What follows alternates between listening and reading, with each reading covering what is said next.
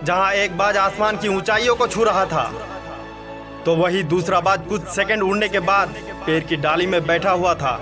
पक्षी पालक बार बार कोशिश करता रहा बाज को उस डाली से उड़ाने की, लेकिन वो नाकामयाब रहा। यह नजारा देखने के बाद राजा भी हैरत में पड़ गया और पक्षी पालक से पूछा कि आखिर माजरा क्या है।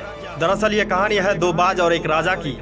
कहानी की शुरुआत होती है राजा के जन्मदिन पर, जब राजा के एक खास मंत्री राजा को दो बाज के बच्चे उपहार के तौर में देता है और ये नन्हे मुन्ने दो बाज के बच्चे राजा को बहुत अच्छा लगा और राजा ने अपने मंत्री को आदेश किया कि शहर के सबसे अनुभवी पक्षी पालक को इन दोनों बाजों की जिम्मेदारी सौंपा जाए। मंत्री राजा का आदेश पालन करते हुए शहर के सबसे अनुभवी पक्षी पालक को दरबार में हाजिर किया और उसे इन दोनों बाजों की जिम्मेदारी सौंपी गई। और जब कुछ दिनों के बाद वो दोनों बाज आसमान की ऊंचाइयों को छूने के लिए तैयार हो गया, तब राजा ने उस पक्षी पालक को आदेश किया कि मैं इन दोनों बाजों को एक साथ आसमान में उड़ते हुए देखना चाहता हूँ। पक्षी पालक को राजा का आदेश मिलते ही वो पक्षी पालक उन दोनों बाजों की तरफ इशारा किया, जिसके बाद दोनों बाज एक साथ उड़ान भरता है। लेकिन जहाँ एक बाज आसमान की ऊंचाइयों को छू रहा था, तो वहीं दूसरा बाज कुछ सेकंड उड़ने के बाद जिस डाली से उड़ा था उसी डाली में आकर बैठ गया।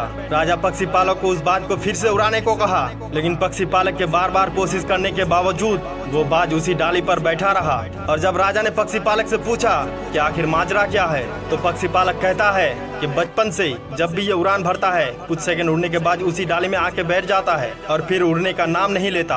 राजा के लिए दोनों ही बाज बहुत खास था और राजा दोनों बाजों को एक साथ आसमान पे उड़ते हुए देखना चाहता था। इसीलिए अगले दिन पूरे इलाके में ये ऐलान कर दिया गया कि जो कोई भी इस बाज को उस डाली से उड़ाने में कामयाब हो जाएगा उसे बहुत सारे इनामों से नवाजा जाएगा। और राजा का यह ऐलान सुनते ही आसपास के बहुत सारे लोग राजा के दरबार में हाजिर हुआ और सभी ने अपने बुद्धि का भरपूर इस्तेमाल किया, लेकिन उस बाज को उड़ाने में कोई भी कामयाब नहीं हुआ। राजा ये सब देखने के बाद बहुत ही निराश हो गया और वो बाज कभी उड़ेगा इस उम्मीद को भी छोड़ दिया। लेकिन कुछ ही दिनों के बाद राजा दोनों बाजों को एक साथ आसमान में उड़ते हुए देखता है, जिसके बाद राजा का खुशी का ठिकाना नहीं रहता और तुरंत उस पक्षी पालक को अपने दरबार में बुलाता है और उससे कहता है जिसने भी उस बाज को उड़ाया है उसे मेरे सामने हाजिर करो, मैं उसे इनाम देना चाहता हूँ। वो पक्षी पालक उस इंसान को हाजिर करता है। राजा उस इंसान से पूछता है जो काम बड़े बड़े ज्ञानी और पंडित लोग नहीं कर पाए वो आखिर तुमने कैसे कर दिया। तो वो इंसान कहता है कि मैं कोई ज्ञानी इंसान नहीं, मैं एक आम किसान हूँ। मैंने बस उस डाली को काट दिया